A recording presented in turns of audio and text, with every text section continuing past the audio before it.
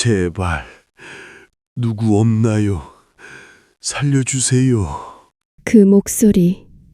너무 약해서 거의 들리지 않는, 하지만 절망으로 가득한 그 목소리. 유나는 멈췄습니다. 빨리 나가! 죽고 싶어? 사람들이 유나를 밀치며 소리쳤습니다. 하지만 유나는 고개를 돌렸어요.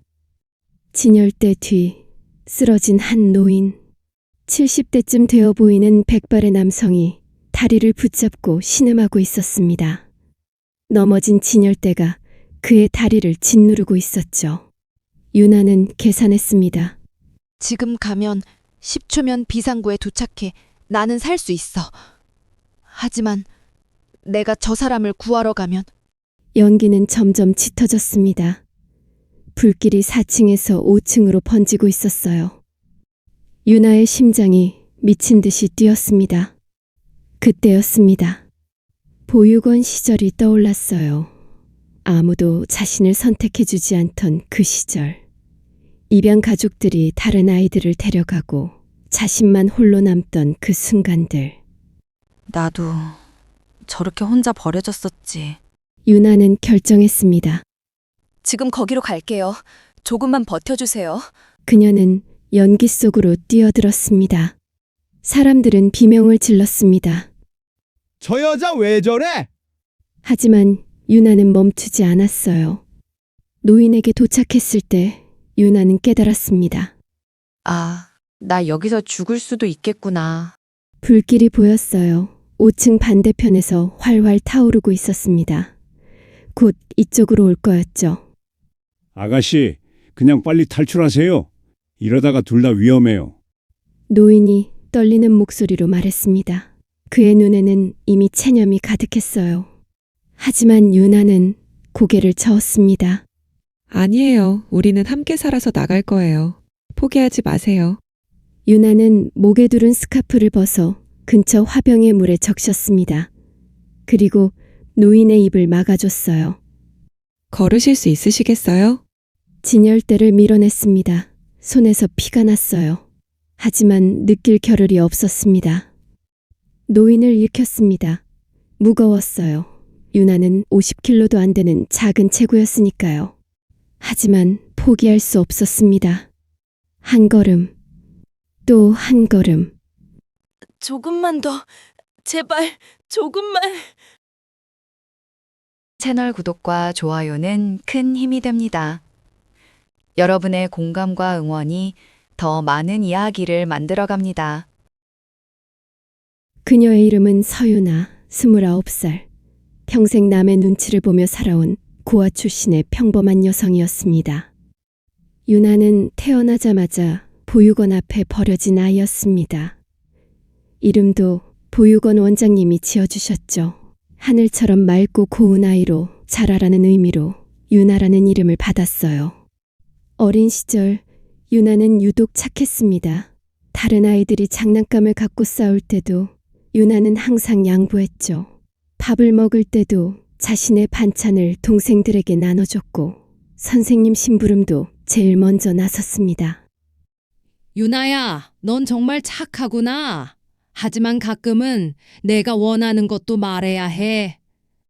원장 선생님이 걱정스러운 표정으로 말씀하셨지만 유나는 그저 웃기만 했어요. 사실 유나는 알고 있었습니다. 자신이 착하게 굴어야 사람들이 자신을 좋아한다는 것을요. 18살이 되던 해 유나는 보육원을 떠나야 했습니다. 정부 지원금으로 받은 작은 고시원에서 새로운 삶이 시작됐죠. 낮에는 편의점에서 일하고 밤에는 패스트푸드점에서 아르바이트를 했습니다. 주말에는 청소일까지 맡아서 했어요. 유나 씨, 오늘도 야근 가능하죠? 다른 직원이 갑자기 못 온대요. 네, 괜찮습니다. 유나는 늘 그렇게 대답했습니다. 거절하는 법을 몰랐어요. 아니, 거절하면 자신을 필요로 하지 않을까봐 두려웠던 거죠. 그렇게 10년이 흘렀습니다. 유나는 29살이 됐고 통장에는 1,000만 원이 모여 있었어요. 월세와 생활비를 제외하고 10년 동안 모은 전 재산이었습니다. 유나야, 너 정말 한 번도 여행 안 가봤어? 편의점 동료 지혜가 놀란 표정으로 물었습니다. 응, 돈도 없었고 시간도 없었어. 야, 인생은 한 번뿐이야. 이번 생일에는 꼭 어디 가봐. 네가 그동안 얼마나 열심히 살았는데. 지혜의 말에 유나는 처음으로 자신을 위한 무언가를 해보고 싶다는 생각이 들었습니다. 그날 밤 유나는 노트북을 켜고 해외여행지를 검색했어요. 영국, 언젠가 책에서 봤던 런던의 빅벤. 유나는 어릴 적 보육원 도서관에서 읽었던 영국 여행 책을 떠올렸습니다. 그때부터 영국은 유나의 꿈이었죠. 하지만 현실은 늘 꿈보다 앞서 있었고 유나는 그 꿈을 잊고 살았습니다. 좋아, 이번 생일에는 영국에 가자. 유나는 생애 처음으로 자신을 위한 결정을 내렸습니다. 항공권과 숙소를 예약하고 여행 가이드북을 샀어요. 매일 밤 가이드북을 보며 어디를 갈지, 무엇을 먹을지 계획했습니다. 출발 전날 유나는 편의점 사장님께 인사를 드렸습니다. 사장님, 일주일 정도 쉬어도 될까요? 처음으로 해외여행을 가려고요. 오, 윤나 씨가? 좋지. 그동안 고생 많았어. 푹 쉬고 와. 사장님은 흔쾌히 허락해 주셨고 심지어 보너스까지 챙겨주셨습니다. 유나는 감사 인사를 100번도 넘게 하며 가게를 나섰어요. 유나는 인천공항에서 런던행 비행기에 올랐습니다. 생애 첫 비행기, 첫 해외여행이었죠. 창밖으로 보이는 구름과 하늘이 너무나 아름다웠습니다. 와, 정말 구름 위에 있네. 유나는 어린아이처럼 감탄하며 창밖을 바라봤어요. 옆자리 승객이 미소를 지으며 말했습니다. 첫 여행이신가 보네요. 네, 맞아요. 너무 신기해요. 12시간의 비행 끝에 유나는 런던 히드로 공항에 도착했습니다. 입국 심사를 마치고 공항을 나서자 낯선 나라의 공기가 느껴졌어요. 설렘과 긴장이 동시에 밀려왔습니다. 호텔에 짐을 풀고 유나는 첫 관광지로 헤롯 백화점을 선택했습니다. 런던에서 가장 유명한 백화점이었죠. 화려한 쇼윈도와 고급스러운 분위기에 유나는 압도당했어요. 여기가 바로 그 유명한 헤롯. 유나는 1층부터 천천히 구경하기 시작했습니다. 명품 가방, 보석, 향수, 모든 게 신기했어요. 물론 살 수는 없었지만 보는 것만으로도 행복했습니다. 5층 명품관에 올라갔을 때였습니다. 갑자기 어디선가 비명소리가 들렸어요. Fire, fire. 불이야 라는 외침이었습니다. 순식간에 사람들이 패닉 상태에 빠졌죠. 연기가 아래층에서 올라오기 시작했고 화재 경보가 울렸습니다. 모두 침착하게 비상구로 대피하세요. 직원들이 소리쳤지만 이미 상황은 통제불능이었습니다. 사람들은 서로를 밀치며 계단으로 달려갔어요. 유나도 인파에 떠밀려 움직였습니다. 그때였습니다. 제발, 누구 없나요? 살려주세요. 미약하지만 절박한 목소리가 들렸어요. 유나는 고개를 돌렸습니다. 명품관 구석, 진열대 뒤에 한 노인이 쓰러져 있었어요. 다리를 다쳤는지 일어나지 못하고 있었습니다. 사람들은 모두 자신의 목숨을 구하기에 바빴습니다. 아무도 노인을 보지 못했죠. 아니, 본 사람도 있었을 겁니다. 하지만 돌아가지 않았어요. 유나는 멈춰섰습니다.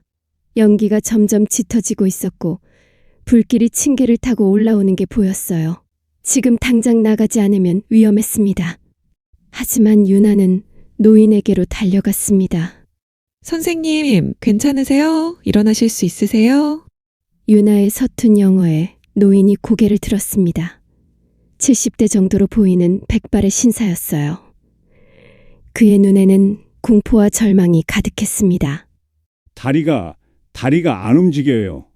괜찮아요. 제가 도와드릴게요. 유나는 노인의 팔을 자신의 어깨에 걸쳤습니다.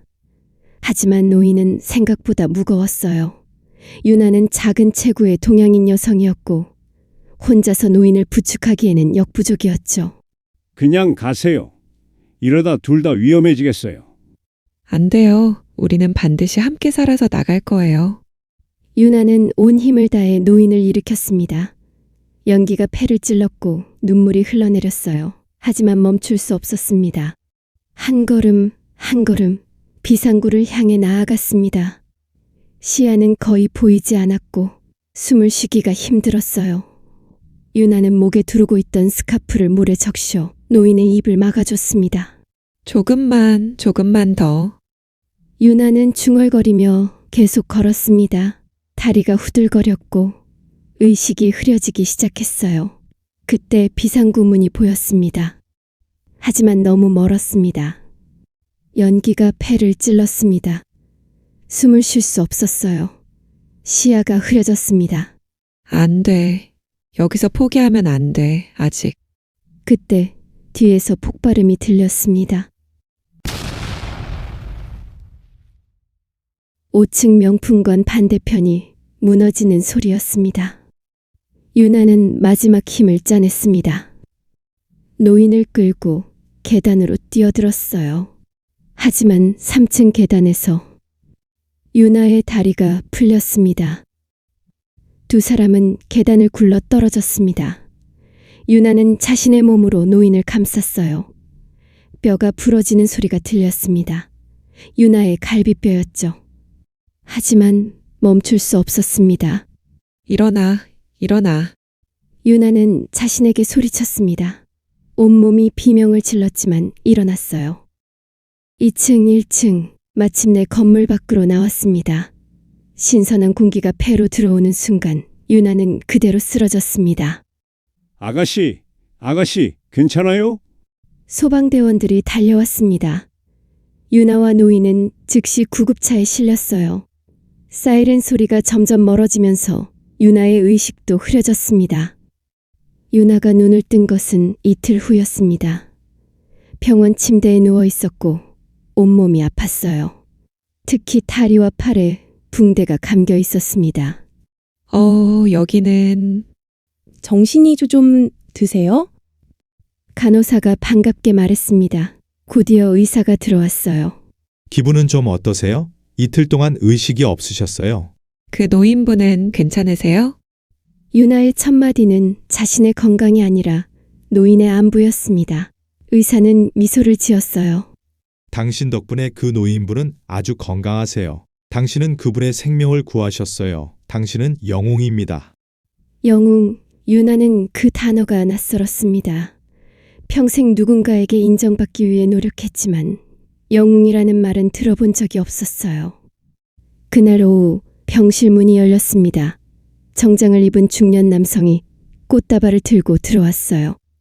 서윤아 씨 맞으시죠? 저는 제임스라고 합니다. 하링턴 씨의 변호사이기도 하고요. 하링턴, 제가 구한 그 노인분이신가요? 네, 맞습니다. 하링턴 씨가 유나 씨를 뵙고 싶어 하세요. 하링턴 씨가 감사 인사를 전하고 싶어 하십니다. 변호사는 명함을 건넸습니다. 명함에는 해링턴 홀딩스라고 적혀 있었어요. 유나는 영국 재계에 대해 잘 몰랐지만 뭔가 대단한 회사 같다는 느낌은 받았습니다. 저는 당연한 일을 했을 뿐이에요. 하링턴 씨는 그렇게 생각하지 않습니다. 당신은 자신의 목숨을 걸고 그분을 구했어요. 그리고 변호사는 잠시 망설이다가 말을 이었습니다. 당신이 구한 분은 영국에서 손꼽히는 부호입니다. 하링턴 그룹의 회장이죠. 네? 유나는 믿을 수 없다는 표정을 지었습니다. 하지만 변호사의 진지한 얼굴을 보니 농담이 아니었어요. 그날 저녁 한국에서도 뉴스가 나왔습니다. 영국 런던 헤롯백화점 화재 사건에서 한국인 여성이 영국 재벌을 구해 화제가 되고 있습니다. 서윤아 씨는 유나의 사진이 뉴스 화면에 나왔고 SNS에서는 유나의 용기를 칭찬하는 글이 쏟아졌어요. 대한민국의 자랑. 진짜 영웅입니다. 고아 출신이라는데 정말 대단한 분이네요. 편의점 사장님과 동료 지혜는 TV를 보고 깜짝 놀랐습니다. 이게 유나야? 세상에. 보육원 원장 선생님은 눈물을 흘리며 뉴스를 봤어요. 우리 유나가 정말 자랑스럽구나. 일주일 후 유나는 퇴원했습니다. 병원비는 이미 하링턴 측에서 모두 지불했다고 했어요. 유나는 부담스러웠지만 거절할 수 없었습니다. 퇴원 당일 병원 앞에는 고급 리무진이 대기하고 있었습니다. 서윤아 씨, 하링턴 회장님께서 저택으로 초대하셨습니다. 유나는 어리둥절한 표정으로 차에 올랐습니다. 리무진은 런던 외곽으로 향했어요. 약 1시간을 달려 도착한 곳은 거대한 저택이었습니다. 유나는 입을 다물 수 없었습니다. 영화에서나 보던 고성 같은 건물이 눈앞에 펼쳐졌어요. 넓은 정원, 분수, 그리고 유서 깊은 석조 건물. 어서 오세요, 서윤아 씨. 집사로 보이는 노신사가 문 앞에서 기다리고 있었습니다. 유나는 긴장한 채로 저택 안으로 들어갔어요. 거실에는 휠체어를 탄 노인이 앉아 있었습니다. 에드워드 하링턴, 유나가 구한 바로 그 사람이었죠. 서윤아 씨, 와주셔서 정말 감사합니다. 에드워드는 감격스러운 표정으로 유나를 바라봤습니다. 그의 눈에는 눈물이 맺혀 있었어요. 저는 당연한 일을 했을 뿐이에요. 아니에요. 타인을 위해 자신의 목숨을 거는 일은 정말 대단한 거예요. 많은 사람들이 할 수 없는 일이죠. 에드워드는 유나의 손을 잡았습니다. 그의 손은 따뜻했어요. 제 목숨을 구해주셨습니다. 어떻게 보답해야 할지 모르겠어요. 아니요, 저는 정말 괜찮아요. 무사하셔서 다행이에요. 유나의 진심 어린 대답에 에드워드는 더욱 감동했습니다. 그는 평생 수많은 사람을 만났지만 유나처럼 순수한 사람은 처음이었어요. 제발 제 제안을 들어주세요. 여기 저택에서 당분간 머물러 주시겠습니까? 치료도 제대로 받으셔야 하고 영국 관광도 하셔야죠. 제가 모든 걸 준비하겠습니다. 유나는 당황했습니다. 너무 과분한 제안이었어요. 하지만 저는 여기 계속 있을 수 없어요. 한국에 돌아가야 하고. 그럼 한 달만이라도 제발 제 마음을 받아주세요. 에드워드의 간곡한 부탁에 유나는 결국 고개를 끄덕였습니다. 사실 병원비도 그렇고 너무 많은 걸 받아서 미안했어요. 하지만 거절하면 오히려 신뢰가 될 것 같았습니다. 감사합니다. 정말 감사합니다. 에드워드는 기뻐하며 집사를 불렀습니다. 유나 씨를 위한 방을 준비해주게. Yes, sir. 유나는 2층의 아름다운 객실로 안내됐습니다. 방은 유나가 살던 고시원의 10배는 넓었어요. 킹사이즈 침대, 화장대, 서재, 심지어 개인 욕실까지 있었습니다. 이게 제 방이에요? Yes, miss. 불편한 점 있으시면 언제든 말씀하세요. 알프레드가 공손히 말하고 나갔습니다. 유나는 침대에 앉아 주변을 둘러봤어요. 마치 꿈을 꾸는 것 같았습니다. 이틀 후, 유나는 에드워드와 함께 아침 식사를 했습니다. 에드워드는 유나에게 영국의 역사와 문화에 대해 이야기해줬어요. 유나는 흥미롭게 들었습니다. 에드워드 씨, 가족분들은 어디 계세요? 유나의 질문에 에드워드의 표정이 약간 어두워졌습니다. 제 아내는 5년 전에 세상을 떠났습니다. 그리고 아들이 하나 있는데 에드워드는 잠시 말을 멈췄어요. 아들은 지금 뉴욕에서 일하고 있습니다.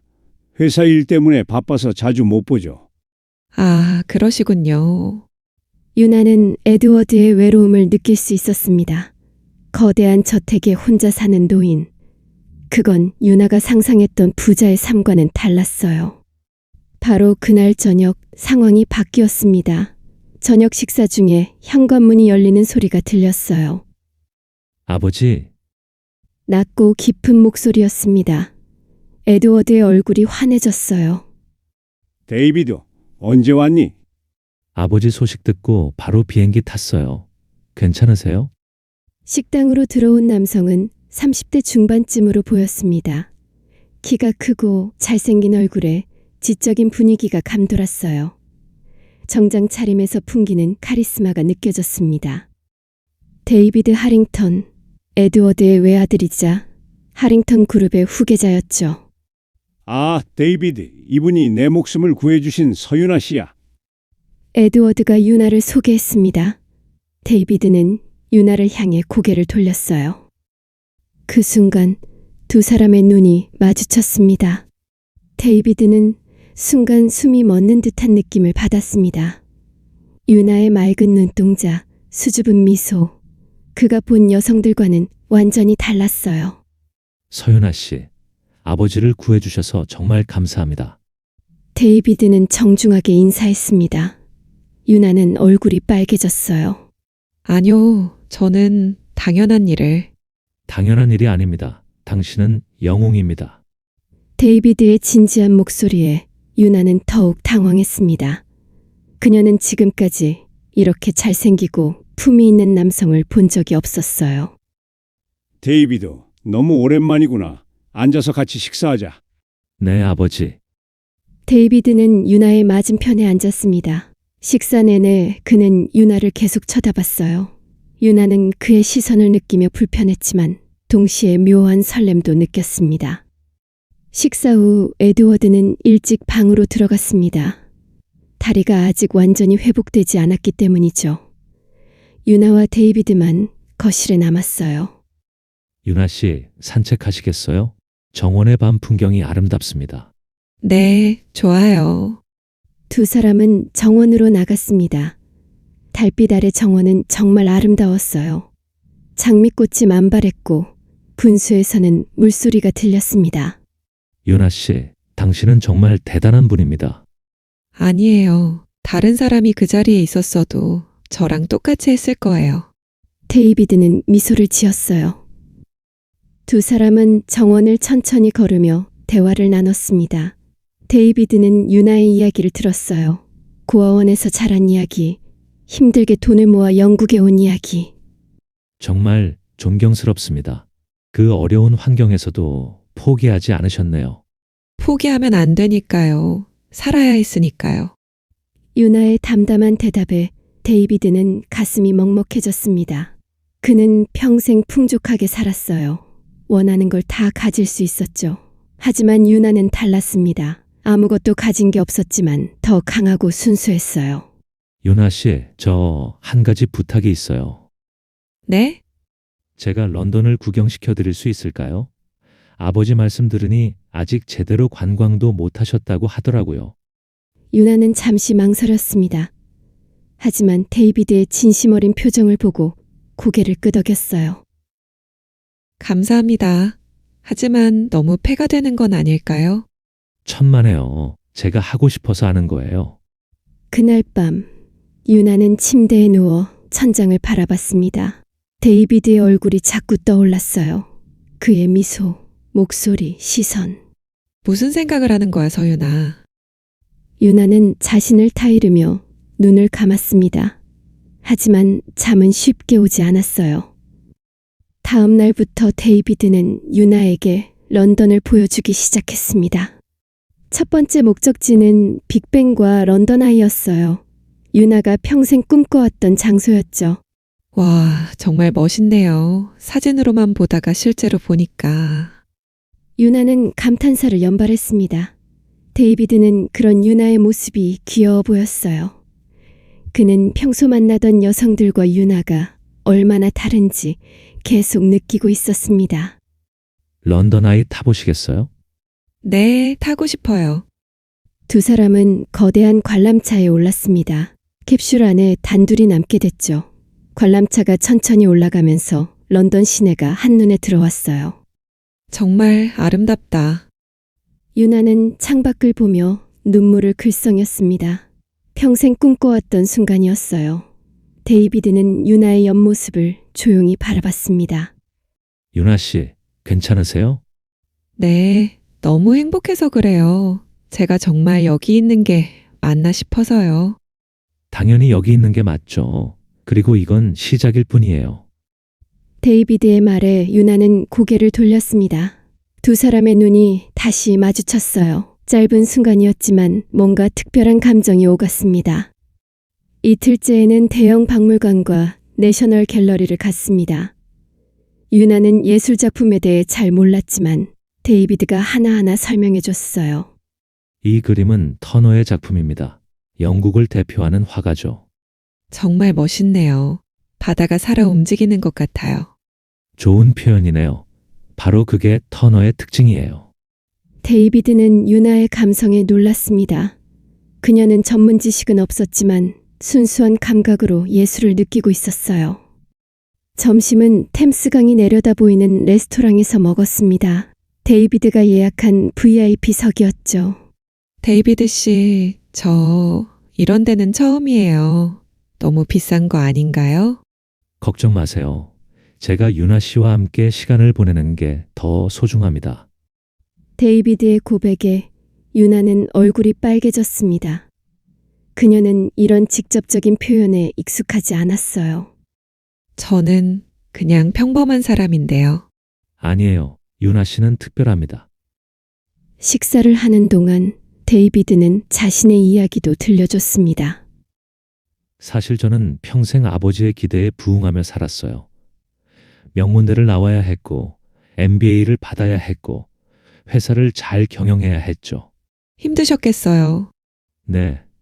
제 삶이지만 제 것이 아닌 것 같았어요. 하지만 유나 씨를 보니까 진짜 제 인생을 살고 싶다는 생각이 들었습니다.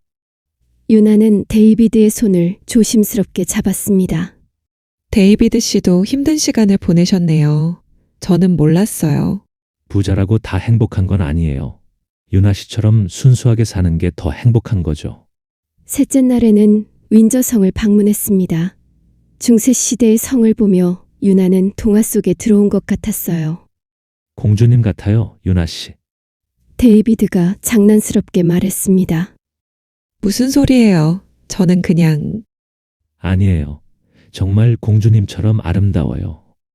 유나는 당황해서 얼굴을 돌렸습니다.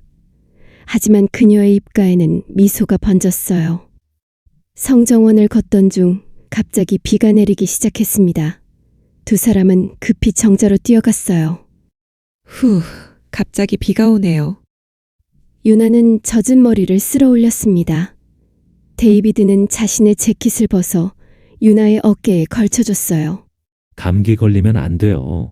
감사합니다. 빗소리만이 고요함을 깨뜨렸습니다. 데이비드는 유나를 바라봤어요. 유나 씨, 네? 저 고백할 게 있어요. 유나의 심장이 빠르게 뛰기 시작했습니다. 유나 씨를 처음 본 순간부터 제 마음이 이상했어요. 계속 생각나고 보고 싶고. 데이비드 씨. 저는 유나 씨가 좋습니다. 정말 좋아요. 데이비드의 진심 어린 고백이었습니다. 유나는 눈물이 났어요. 평생 사랑받는다는 게 뭔지 몰랐던 그녀에게 이 고백은 너무나 소중했습니다. 저도 데이비드 씨가 좋아요. 하지만 우리는 너무 다른 세계에 살고 있잖아요. 저는 고아 출신의 평범한 여자고 데이비드 씨는 그런 건 중요하지 않아요. 제게 중요한 건 유나 씨, 당신이에요. 데이비드는 유나의 손을 꽉 잡았습니다. 유나는 더 이상 참을 수 없었어요. 그녀도 데이비드를 좋아하고 있었으니까요. 저도 데이비드 씨를 정말 좋아해요. 두 사람은 서로를 바라보며 미소 지었습니다. 비는 계속 내렸지만 그들에게는 아무 상관이 없었어요. 일주일 후 유나와 데이비드의 관계는 영국 언론에 포착됐습니다. 하링턴 그룹 후계자, 한국인 여성과 열애설. 타블로이드 신문들이 두 사람의 사진을 대서특필했어요. 유나는 당황했습니다. 이럴 줄은 몰랐어요. 괜찮아요. 신경 쓰지 마세요. 데이비드는 태연하게 말했지만 사실 그도 걱정됐습니다. 회사 이 사진들이 뭐라고 할지 뻔했거든요. 그리고 예상대로 이틀 후 에드워드가 두 사람을 불렀습니다. 데이빗, 유나 씨, 앉으세요. 에드워드의 표정은 진지했습니다. 하지만 화가 난 것 같지는 않았어요. 이사회에서 연락이 왔습니다. 둘의 관계에 대해 우려를 표하더군요. 아버지, 저는... 잠깐, 내 말 먼저 들어보렴. 이 사진들은 유나 씨가 너에게 적합하지 않다고 생각해요. 신분 차이, 배경, 교육, 뭐 그런 것들이죠. 유나는 고개를 숙였습니다. 역시 그랬구나, 라는 생각이 들었어요. 하지만 나는 다르게 생각합니다. 에드워드의 다음 말에 두 사람은 고개를 들었습니다. 유나 씨, 당신은 내 목숨을 구했어요. 그것도 자신의 목숨을 걸고요. 그런 용기와 선함을 가진 사람은 흔치 않습니다. 그리고 데이비드, 나는 내가 진심으로 행복해 보이는 걸 처음 봤다. 내가 유나 씨를 보는 눈빛을 보면 알 수 있어. 에드워드는 미소를 지었습니다. 나는 두 사람은 지지합니다. 무슨 일이 있어도 말이야. 아버지, 감사합니다. 데이비드는 감격했습니다. 유나는 눈물을 흘렸어요. 감사합니다, 정말. 감사합니다. 하지만 에드워드의 지지에도 불구하고 상황은 쉽지 않았습니다. 회사 이사진들은 데이비드에게 압력을 넣기 시작했어요. 데이비드, 당신이 후계자라는 걸 잊지 마세요. 적절한 여성과 결혼해야 합니다. 적절한 여성이 어떤 여성이죠? 유나는 완벽합니다. 고아 출신의 평범한 여성이 하링턴 가문에 어울린다고 생각하세요? 이사진 중 한 명인 로버트 경이 냉소적으로 말했습니다. 데이비드는 분노했어요. 신분이 뭐가 중요합니까? 유나는 제 아버지의 생명의 은인입니다. 그건 그거고 이건 이겁니다. 사업은 감정으로 하는 게 아니에요. 데이비드는 회의실을 박차고 나왔습니다. 그는 유나에게 달려갔어요. 유나, 걱정하지 마세요. 제가 다 해결할게요. 데이비드, 제가 너무 부담되는 건 아닐까요? 절대 아니에요. 당신은 제게 가장 소중한 사람이에요.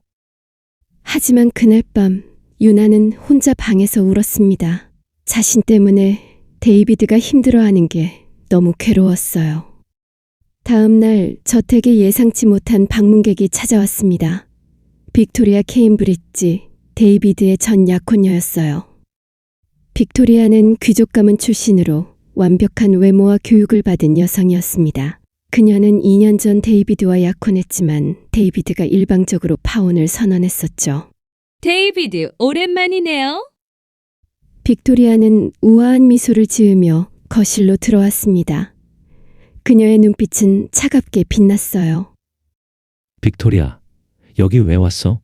소식 들었어요. 당신이 이상한 한국 여자와 사귄다는 거 사실인가요? 이상한 여자라니, 유나는 아, 유나라고 하셨나요? 만나고 싶네요. 어떤 여자인지. 빅토리아의 도발에 데이비드는 화가 났지만 참았습니다. 그때 유나가 계단에서 내려왔어요. 데이비드 씨, 손님이 유나는 빅토리아를 보고 멈췄습니다. 빅토리아는 유나를 위아래로 훑어봤어요. 아, 당신이 그 유명한 유나 씨로군요. 생각보다 평범하네요. 빅토리아. 데이비드가 소리쳤지만 빅토리아는 개의치 않았습니다. 사실을 말한 건데요. 보세요, 데이비드. 이 여자가 당신에게 어울린다고 생각해요? 우리 사교계에서 웃음거리가 될 거예요. 유나는 가슴이 찢어지는 것 같았습니다. 빅토리아의 말이 틀리지 않았으니까요. 유나는 정말 평범했고 고아 출신이었어요. 저는 실례하겠습니다. 유나는 황급히 계단을 올라갔습니다. 데이비드가 쫓아가려고 했지만 빅토리아가 그의 팔을 잡았어요. 데이비드, 정신 차려요. 당신은 하링턴 그룹의 후계자예요. 적절한 여성과 결혼해야 합니다. 나처럼요. 내가 사랑하는 건 유나예요. 당신이 아니고. 데이비드는 빅토리아의 손을 뿌리쳤습니다. 그리고 유나를 찾아 2층으로 올라갔어요. 유나는 방에서 울고 있었습니다. 데이비드가 문을 두드렸어요. 유나, 문 열어줘요. 데이비드, 저 혼자 있고 싶어요. 제발, 문 열어줘요. 이야기해야 해요. 유나는 결국 문을 열었습니다. 눈이 빨갛게 부어 있었어요. 유나. 데이비드, 빅토리아 씨 말이 맞아요. 저는 당신에게 어울리지 않아요. 그런 말 하지 마요. 하지만 사실이잖아요. 저는 고하고 배운 것도 없고 가진 것도 없어요. 데이비드는 좋은 집안 출신의 여성과 결혼해야죠. 데이비드는 유나의 어깨를 잡았습니다. 내가 원하는 건 당신이에요. 신분, 배경 그런 건 중요하지 않아요. 하지만 주변 사람들은 계속 저를 비난할 거예요. 당신이 힘들어할 거예요. 난 괜찮아요. 당신만 있으면 돼요. 유나는 데이비드의 눈을 바라봤습니다. 그의 눈에는 진심이 가득했어요. 정말요? 정말이에요. 유나, 나를 믿어줘요. 유나는 데이비드의 품에 안겼습니다. 두 사람은 서로를 꽉 껴안았어요. 한편 빅토리아는 포기하지 않았습니다. 그녀는 유나를 떨어뜨리기 위해 계획을 세웠어요. 먼저 언론에 유나의 과거를 폭로했습니다. 화제의 한국인 여성, 알고 보니 고아 출신. 보육원에서 자란 유나, 하링턴 가문에 어울릴까? 기사들이 쏟아졌습니다. 유나의 과거가 낱낱이 공개됐어요. 편의점에서 일했던 것, 고시원에 살았던 것. 유나는 충격을 받았습니다. 자신의 과거가 전 세계에 알려진 거예요. 데이비드, 제가 모두에게 피해를 주고 있어요. 아니에요. 이건 빅토리아가 꾸민 짓이에요. 하지만 상황은 더 악화됐습니다. 회사 주가가 떨어지기 시작했고 이사진들은 데이비드에게 최후 통첩을 보냈어요. 유나 씨와 헤어지지 않으면 당신을 후계자에서 제외하겠습니다. 데이비드는 분노했습니다. 하지만 이번에는 에드워드가 나섰어요. 이사진 여러분, 제가 할 말이 있습니다. 긴급 이사회가 소집됐습니다. 에드워드는 휠체어를 타고 회의실에 들어왔어요. 여러분, 제 아들과 유나 씨의 관계에 대해 많은 우려를 하시는 것 같습니다. 회장님, 당연하지 않습니까? 회사의 이미지가... 이미지요? 에드워드는 냉소적으로 웃었습니다. 유나 씨는 자신의 목숨을 걸고 저를 구했습니다. 그런 의로운 사람을 며느리로 받아들이는 것이 회사 이미지에 타격을 준다는 말씀이세요? 하지만... 아니면 유나 씨를 반대하는 무슨 다른 이유라도 있으세요? 그리고 제가 조사를 좀 했습니다. 로버트 경, 당신은 지난 5년간 빅토리아 양과 함께 회사 자금을 횡령했죠? 로버트 경의 얼굴이 창백해졌습니다. 무슨 소리를? 증거는 충분합니다. 그리고 빅토리아 양, 당신은 언론에 유나 씨의 사생활을 폭로했죠? 이것도 증거가 있어요. 에드워드는 서류 뭉치를 테이블에 내던졌습니다. 이사진들은 술렁거렸어요. 나는 이 회사를 40년간 경영해 왔습니다. 그리고 이제 내 아들에게 물려줄 겁니다. 그 옆에 누가 있든 그건 내 아들이 결정할 일이에요. 에드워드의 강력한 한마디에 이사진들은 입을 다물었습니다. 로버트 경은 그 자리에서 사퇴했고 빅토리아는 명예훼손으로 고소당했어요. 그날 저녁 에드워드는 유나를 불렀습니다. 유나, 미안해요. 당신이 이런 고생을 하게 해서. 아니에요, 저야말로.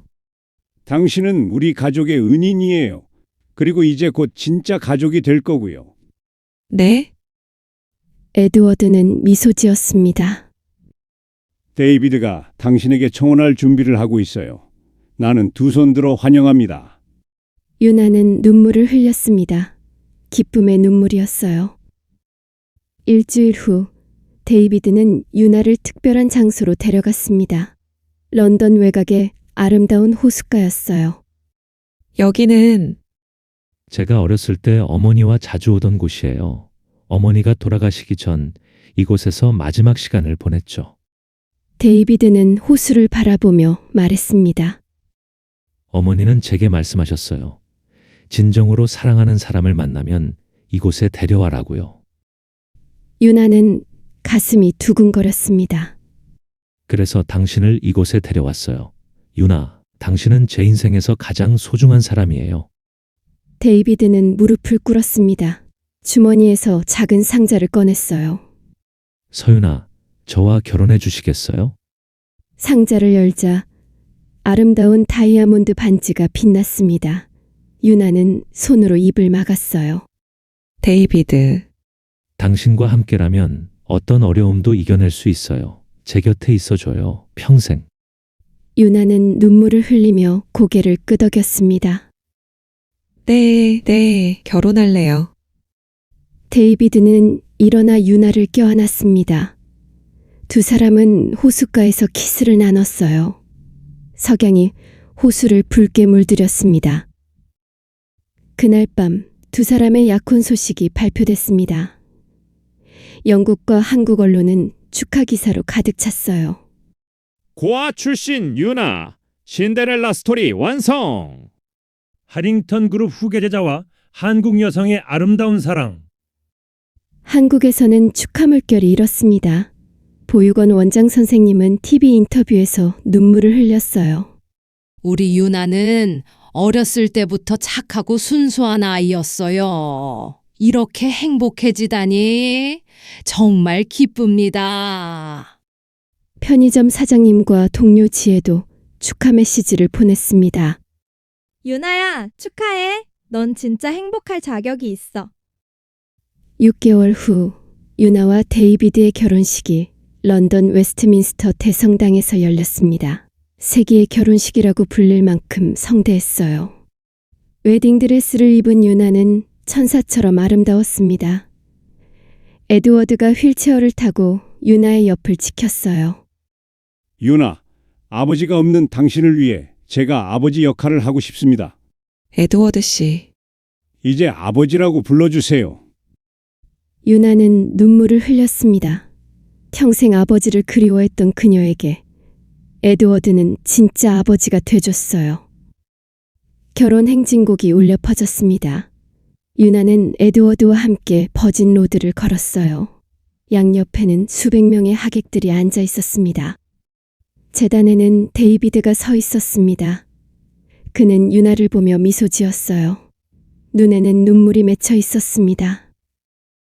에드워드는 유나의 손을 데이비드의 손에 올려놨습니다. 내 아들, 그리고 내 딸, 행복하길 바란다. Thank you, Father. 두 사람은 동시에 대답했습니다. 주례는 간단하지만 감동적이었어요.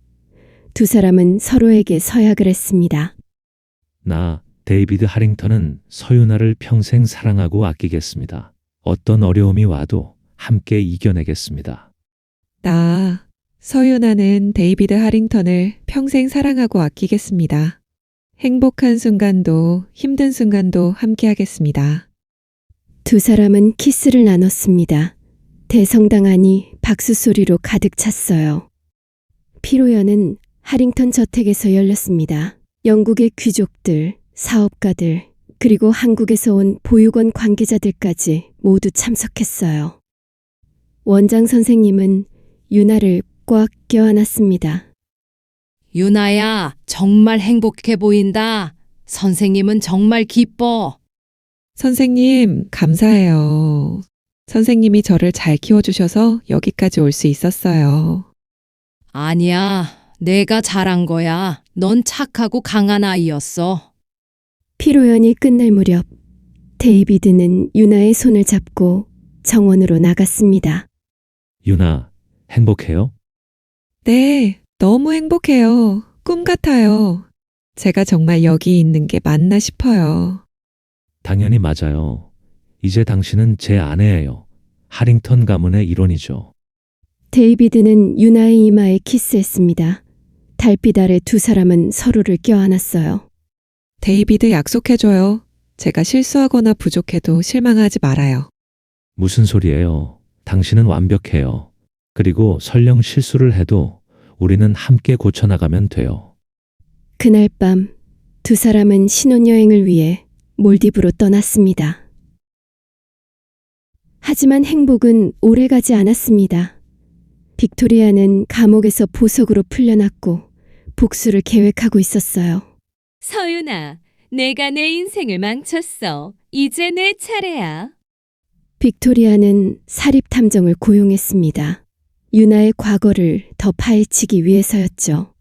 그리고 한 가지 충격적인 사실을 발견했어요. 이게 뭐야? 빅토리아는 서류를 보며 미소를 지었습니다.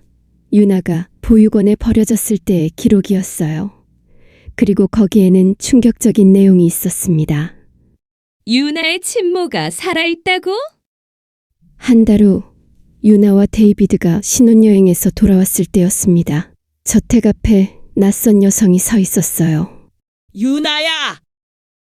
그 목소리에 유나는 돌아봤습니다. 처음 듣는 목소리였지만 왠지 익숙했어요. 누구세요? 나야, 엄마! 내 친엄마! 강미숙이 유나에게 달려왔습니다.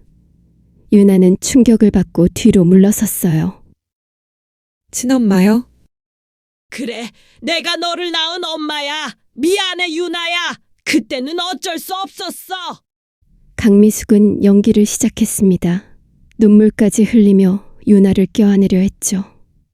잠깐만요. 데이비드가 강미숙을 막았습니다. 신분증 좀 보여주시겠어요? 정말로 유나의 어머니가 맞는지 확인해야겠습니다.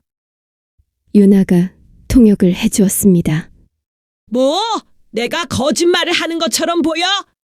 절차상 확인이 필요합니다. 데이비드는 냉정하게 말했습니다. 강미숙은 마지못해 신분증을 내밀었어요. 데이비드는 즉시 사립탐정에게 연락했습니다. 조사 좀 해주세요.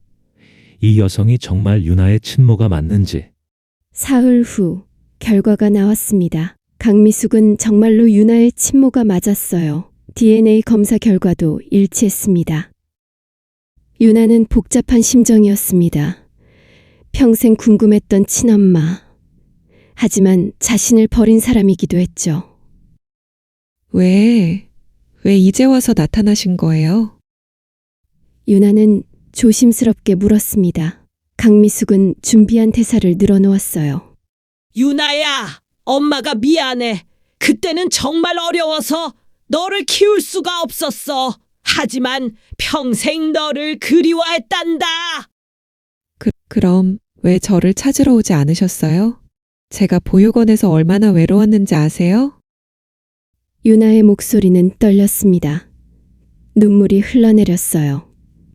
엄마도 힘들었어. 용서해줘, 유나야. 강미숙은 계속 연기를 했습니다. 하지만 데이비드는 뭔가 이상하다는 걸 느꼈어요. 유나, 일단 집 안으로 들어가요. 차분히 이야기해 봅시다. 거실에서 강미숙은 자신의 이야기를 늘어놓았습니다. 대부분은 거짓말이었지만 유나는 믿고 싶어 했어요. 엄마는 지금 어디서 사세요? 서울에 혼자 살고 있어. 그럼 이제 같이 살 수 있을까요? 유나의 순진한 질문에 강미숙은 내심 기뻐했습니다. 계획대로였어요. 그럴 수 있다면 정말 좋겠구나. 하지만 데이비드는 여전히 의심스러웠습니다. 그는 사립탐정에게 계속 조사를 의뢰했어요. 일주일 후 충격적인 진실이 드러났습니다. 강민숙 씨가 빅토리아로부터 돈을 받았습니다. 1억 원이요. 뭐라고? 데이비드는 분노했습니다. 사립탐정은 계좌이체 기록까지 제시했어요. 빅토리아가 강민숙을 고용한 겁니다. 데이비드는 즉시 에드워드에게 보고했습니다. 에드워드는 차분하게 말했어요. 증거를 더 모으자. 그리고 적절한 타이밍에 폭로하는 거야. 다음 날 강미숙은 본색을 드러내기 시작했습니다. 유나야, 엄마가 지금 돈이 좀 필요한데 좀 빌려줄 수 있니? 네? 얼마나 필요하신데요? 10억 정도? 유나는 깜짝 놀랐습니다. 10억은 엄청난 금액이었어요. 엄마, 그건 너무... 내가 너를 낳아줬잖아. 그 정도는 해줄 수 있잖아. 강미숙의 목소리가 높아졌습니다. 유나는 당황했어요. 엄마, 저도 갑자기 그렇게 큰 돈은... 뭐야, 시집은 잘 가놓고 딸이 엄마 좀 도와주면 어때? 강미숙은 점점 공격적으로 변했습니다. 유나는 눈물을 흘렸어요. 그때 데이비드가 들어왔습니다. 강미숙 씨, 빅토리아로부터 받은 1억은 어디 갔나요? 뭐? 강미숙의 얼굴이 창백해졌습니다. 저희가 다 조사했습니다. 당신이 빅토리아에게 돈을 받고 유나를 괴롭히려고 온 거죠? 그게 아니라 증거가 있습니다. 계좌이체 기록, 통화 기록, 문자 메시지까지. 데이비드는 서류를 내밀었습니다. 강미숙은 더 이상 부정할 수 없었어요. 내 딸이 회장님 아들이랑 결혼했는데 내가 그 정도도 못 받아? 유나는 충격을 받았습니다. 겨우 만난 친엄마가 돈 때문에 자신에게 온 거였어요. 엄마, 왜 그러셨어요? 진짜로 저를 만나고 싶으셨던 게 아니었어요? 내가 너를 얼마나 힘들게 낳았는지 알아? 나가세요. 유나는 처음으로 소리쳤습니다. 평생 착하게만 살았던 유나가 화를 낸 거였죠. 저를 버리고 이제 와서 돈을 요구하시더니 더 이상 보고 싶지 않아요. 당장 나가주세요. 강미숙은 아무 말도 하지 못했습니다. 결국 저택을 나갔어요. 유나는 데이비드의 품에 안겨 울었습니다. 데이비드, 제가 바보 같죠. 엄마를 믿었다니. 아니에요. 당신은 순수한 거예요. 그게 당신의 장점이에요. 하지만 너무 아파요. 저도 알아요. 하지만 우리가 있잖아요. 제가 당신의 가족이에요. 에드워드도 다가왔습니다. 유나, 나도 너의 아버지야. 우리가 너의 진짜 가족이란다. 유나는 두 사람의 따뜻함에 조금씩 위로받았습니다. 데이비드는 빅토리아를 가만두지 않았습니다. 그는 변호사를 통해 빅토리아를 고소했어요. 명예훼손, 사생활 침해, 사기교사 모든 혐의로 고소합니다. 법정에서 빅토리아는 자신의 죄를 부인했습니다.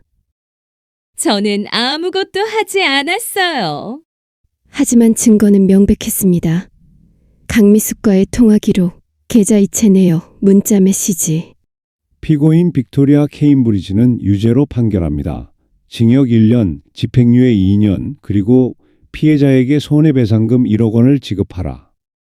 판사의 판결이 떨어졌습니다. 빅토리아는 무너졌어요. 이럴 수가. 그녀는 법정에서 끌려나갔습니다. 모든 명예를 잃었어요. 언론은 빅토리아의 몰락을 대서특필했습니다. 빅토리아 케임브리지 파렴치한 범죄로 유죄 판결. 귀족 출신의 추악한 민낯. 반면 유나는 점점 더 사랑받았습니다. 그녀의 선함과 용기가 영국 국민들에게 감동을 줬거든요. 유나 부인, 진정한 노블레스 오블리주를 보여주다. 고아 출신에서 귀족으로 하지만 겸손함을 잃지 않다. 유나는 자선 활동에도 적극적으로 참여했습니다. 특히 고아원과 보육원을 돕는 재단을 설립했어요. 저처럼 힘든 환경에서 자란 아이들에게 희망을 주고 싶어요. 유나의 재단은 큰 호응을 얻었습니다. 많은 사람들이 기부했고 유나는 직접 고아원을 방문해 아이들을 격려했어요. 언니, 저도 언니처럼 행복해질 수 있을까요? 한 여자아이가 물었습니다. 유나는 아이를 껴안았어요. 물론이야. 너는 특별한 아이야. 포기하지 말고 열심히 살면 분명 행복해질 거야. 아이는 유나의 품에서 울었습니다. 유나도 눈물을 흘렸어요. 과거의 자신이 보이는 것 같았거든요. 한편 강미숙은 서울로 돌아와 후회에 빠졌습니다. 그녀는 빅토리아에게 받은 돈을 모두 써버렸고 남은 건 죄책감뿐이었어요. 강미숙은 매일 술을 마시며 자책했습니다. 그러던 어느 날 TV에서 유나의 자선활동 뉴스를 봤어요. 하링턴 유나 부인, 고아원 방문해 아이들과 따뜻한 시간 보내. 화면 속 유나는 환하게 웃고 있었습니다. 아이들을 안아주고 함께 노래를 부르고 있었어요. 강미숙은 눈물을 흘렸습니다. 자신이 버린 딸이 이렇게 훌륭하게 자랐다니, 그리고 자신은 그 딸을 돈 때문에 이용하려 했죠. 강미숙은 결심했습니다. 유나에게 진심으로 사과하기로요. 3개월 후 강미숙은 다시 런던으로 갔습니다. 이번에는 빈손이었어요. 돈도 욕심도 없이 오직 사과하러 온 거였죠. 하링턴 저택 앞에서 강미숙은 한참을 망설였습니다. 들어갈 용기가 나지 않았어요. 그때 유나가 저택에서 나왔습니다. 자선재단 일로 외출하는 길이었어요. 엄마? 유나는 강미숙을 보고 놀랐습니다. 강미숙은 그 자리에 무릎을 꿇었어요. 유나야, 미안해. 정말 미안해. 강미숙은 눈물을 흘리며 말했습니다. 나는 너무 나쁜 엄마였어. 너를 버리고 돈 때문에 다시 나타나고 용서를 구할 자격도 없지만 그래도 말하고 싶었어. 정말 미안하다고. 유나는 복잡한 표정으로 강미숙을 바라봤습니다. 화가 났지만 동시에 치근함도 느껴졌어요. 엄마, 일어나세요. 유나야. 저도 엄마를 용서하고 싶어요. 하지만 시간이 필요해요. 유나는 솔직하게 말했습니다. 강미숙은 고개를 끄덕였어요. 그래, 당연하지. 내가 너한테 한 짓을 생각하면 시간이 걸리는 게 당연해. 하지만 엄마도 힘드셨을 거예요. 저를 버릴 수밖에 없었던 이유가 있으셨겠죠. 유나의 말에 강미숙은 더욱 울었습니다. 너는 정말 착하구나. 내가 그런 짓을 했는데도. 엄마, 천천히 다시 시작해봐요. 저도 노력할게요. 유나는 강미숙의 손을 잡아줬습니다. 강미숙은 감격했어요. 그날부터 강미숙은 서울로 돌아가 새로운 삶을 시작했습니다. 유나가 작은 식당을 차려주었고 강미숙은 성실하게 일했어요. 두 사람은 정기적으로 영상통화를 했습니다. 처음에는 어색했지만 시간이 지나면서 조금씩 가까워졌어요.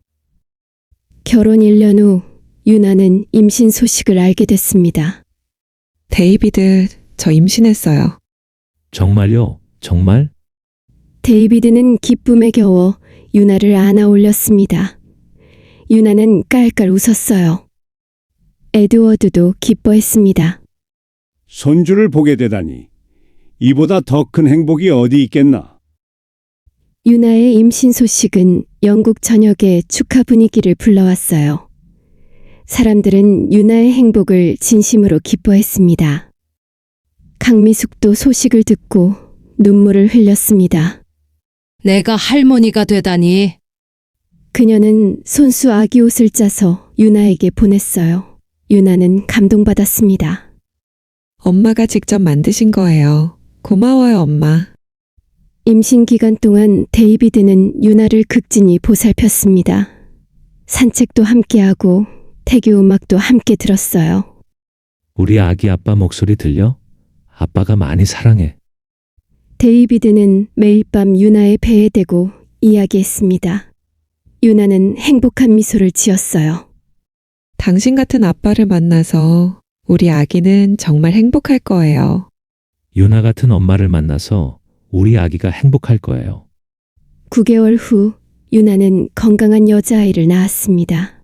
아기는 유나와 데이비드를 닮아 아름다웠어요. 이름은 소피아는 어때요? 지혜라는 뜻이에요. 소피아, 좋은 이름이네요. 소피아 하링턴.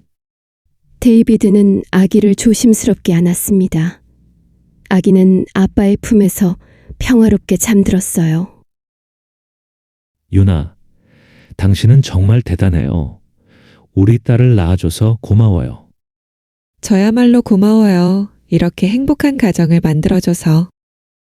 에드워드는 손주를 보며 눈물을 흘렸습니다. 내 생에 이보다 더 행복한 날은 없을 거야. 소피아가 돌이 됐을 때 유나는 특별한 파티를 열었습니다. 하링턴 저택에서 열린 성대한 돌잔치였어요. 한국에서 보육원 원장 선생님과 아이들이 초대됐습니다. 편의점 사장님과 지혜도 왔어요. 그리고 강미숙도 초대받았습니다. 정말 내가 여기 와도 되는 걸까? 강미숙은 망설였지만 유나는 웃으며 말했어요. 엄마, 할머니가 손주 돌잔치에 와야죠. 파티장에는 영국의 유력 인사들도 많이 참석했습니다. 그들은 모두 유나를 존경하고 사랑했어요. 그때 예상치 못한 손님이 나타났습니다. 빅토리아였어요. 감히 여기 어떻게 온 거야? 데이비드가 화를 냈지만 유나는 손을 들어 그를 말렸습니다. 괜찮아요, 데이비드. 유나는 빅토리아에게 다가갔습니다. 유나, 미안해요. 정말 미안해요. 빅토리아는 눈물을 흘리며 말했습니다. 나는 너무 교만했어요. 당신을 시기하고 괴롭히고. 이제야 후회해요. 유나는 빅토리아를 조용히 바라봤습니다. 빅토리아 씨, 저는 당신을 미워하지 않아요. 당신도 외로웠을 거예요. 사랑을 받고 싶었겠죠. 저도 그런 마음 이해해요. 유나의 말에 빅토리아는 더욱 울었습니다. 당신은 정말 특별한 사람이에요. 나 같은 사람을 용서하다니. 용서는 나를 위한 거예요. 미움을 품고 사는 건 제가 더 힘들거든요. 유나는 미소를 지으며 빅토리아의 손을 잡았습니다. 새로 시작하세요. 과거에 얽매이지 말고요. 빅토리아는 감격해서 유나를 껴안았습니다. 주변 사람들은 이 장면을 보며 감동받았어요. 파티가 끝날 무렵 데이비드는 유나에게 물었습니다. 정말 빅토리아를 용서한 거예요?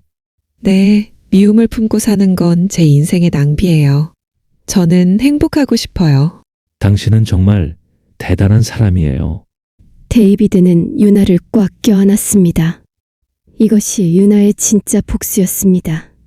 미움이 아닌 사랑으로, 복수가 아닌 용서로 그녀는 모든 사람을 이겼어요. 5년이 흘렀습니다.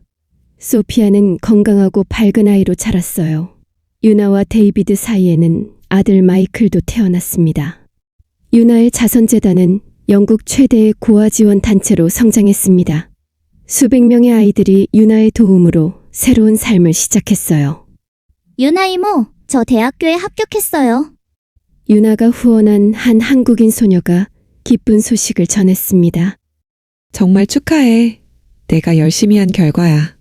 이모 덕분이에요. 이모가 없었으면 저는 포기했을 거예요. 아니야.